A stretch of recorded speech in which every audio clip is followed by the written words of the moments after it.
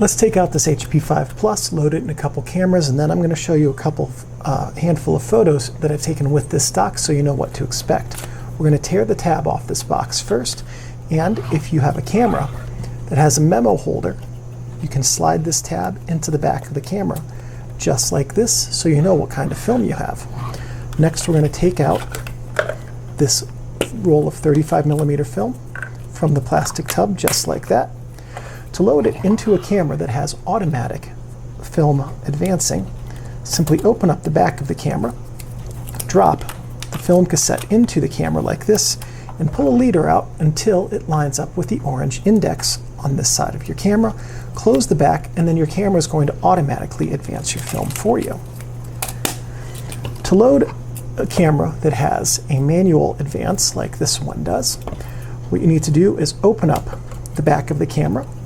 We're going to drop the cassette into the camera like this and push the forks back in. Take the cassette and slide it into the take-up spool over here on this side. Put your finger over the sprocket holes to hold it in place while it advances. Then, once it's advanced, you close the back of the camera, advance this to frame 1, set your ISO to 400, and you are ready to start going.